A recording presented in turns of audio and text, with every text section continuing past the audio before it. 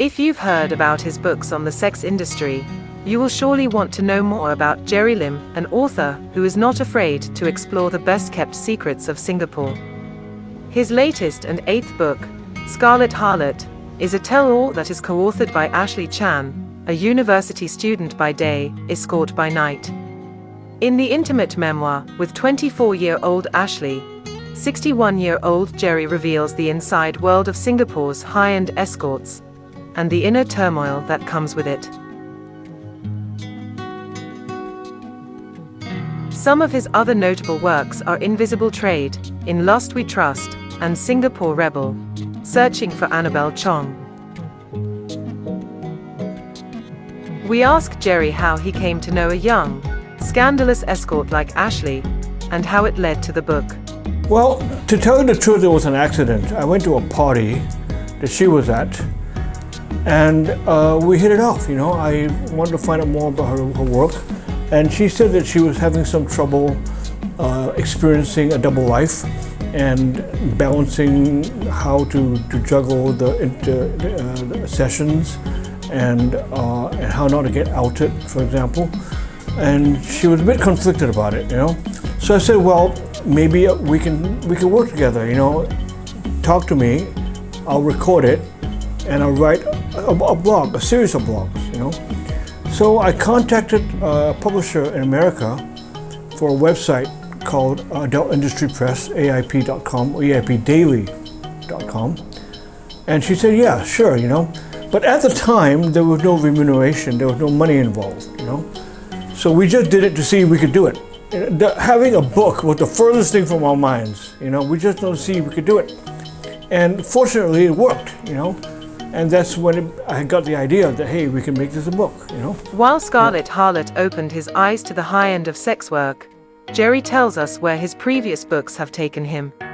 When I did Invisible Trade, the main thing about that book was that books on the low side of the sex industry, like No Money, No Honey, for example, that came out before this book. And it sold very well. And my publisher actually at the time said, I got an interest from a guy who wanted to do a book about the sex industry, but he bailed, he can't do it, so would you be interested in doing it? I said, well, I don't want to reinvent the wheel, and because the low side of the income is, the low income side of the industry has been done. But what if I got you a book about the high end of the industry, the escorts, that many people don't know about, would you be interested? And he goes, yeah, I would be interested, but how are you going to get them? I said, well, let me find out, let me make some calls. And maybe we can meet after that, and sure, yeah. All right, thank you. And I got them, one of the main guys for the book, he runs the biggest escort agency in Singapore. And I kind of made a deal with him.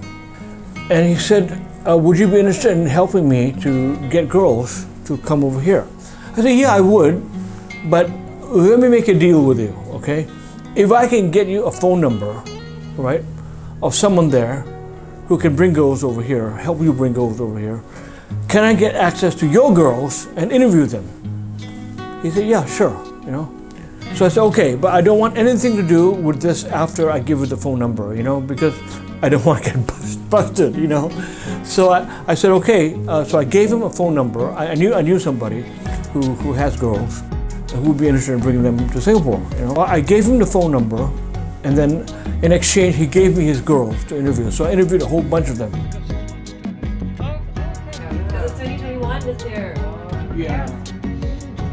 Yes. Last time, many people benefit off of free market system, this luxury. Yes. The first month, I remember, September 2002, I did 25 interviews.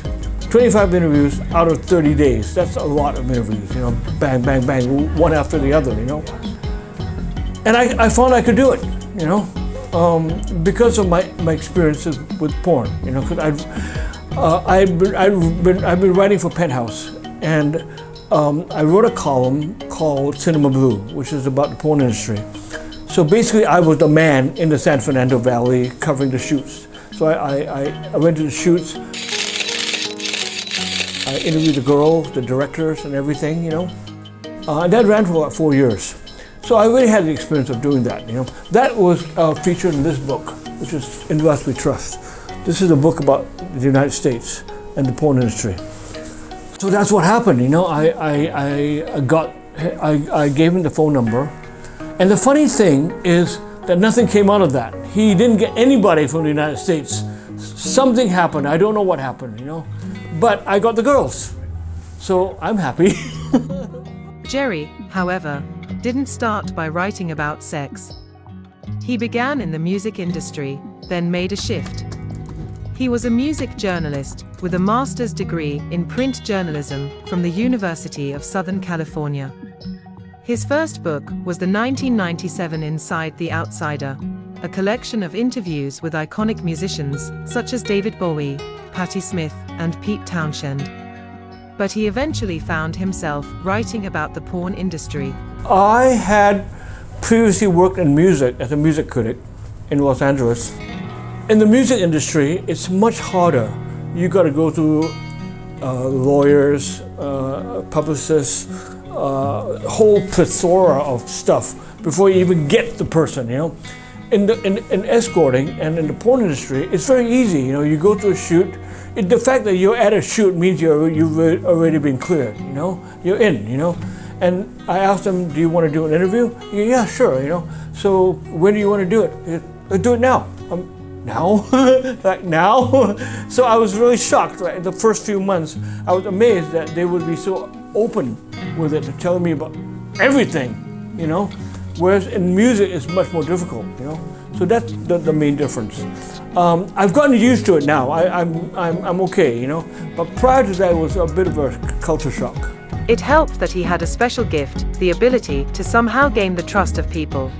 So they tell him things they don't usually reveal to other people. That is still his strongest gift. So they know that I'm with Penthouse. You know, I'm not going to get fired because I wrote something that is going to betray someone's confidentiality, you know. But Escorts is slightly different because you don't have that trust. You have to build it from ground up, you know. And with Ashley, I managed to do it, you know. We had the rapport, you know. But how do I do it? It's not easy. And I don't know there's an answer for this.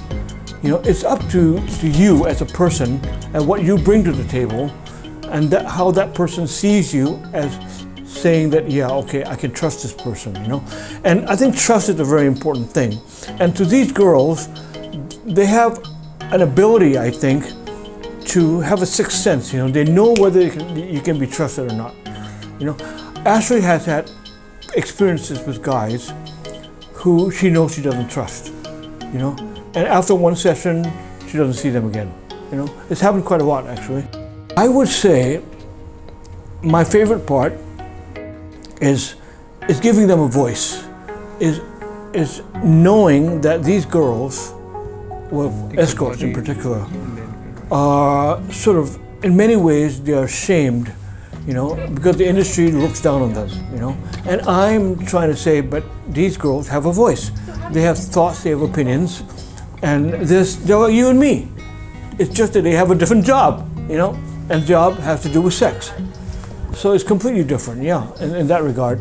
So yeah, I can see, but I'm very, what's the word for it? I get a kind of pleasure from it because of knowing that I can have access to them, and I can ask them questions that, you know, give me the right answers, you know, because we get along.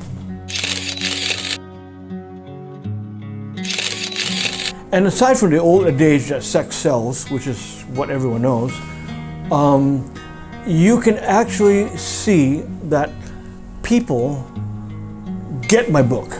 You know, I've got some friends who've written to me and say, yeah, you know, like for example, her humor, for example, is a writer said it's very funny. You know, there's a lot of funny things that she says, so that she's down to the level of you and me. You know, we're ordinary people, we're normal people, except I have a weird job. You know, yeah. But I get a distinct pleasure out of it. And also I would say for ghostwriting, which is a particular skill, because I've done, I guess you get 2 books on ghostwriters. I've done Monica Mayhem's book, which I interviewed an Australian porn star, and I ghost wrote the book about her life. I wrote Annabelle Chong about demystifying her life. So I have some experience in that field and understanding how it is that you can see from the other side and tell it like it is from the girl's point of view. So as if I'm trying to feminize myself and I am them. So in fact, with Ashley's book, I would say that we have actually reached a different level where the 2 of us can actually speak as one. I'm actually doing the writing, but the thoughts, the sensibilities are very much head on in terms of what we're expressing. You know what I mean? It's very much, I say something, it goes, yeah, that's exactly what I mean, So there's almost been no difficulty in that regard. So I'm very blessed that I've got that.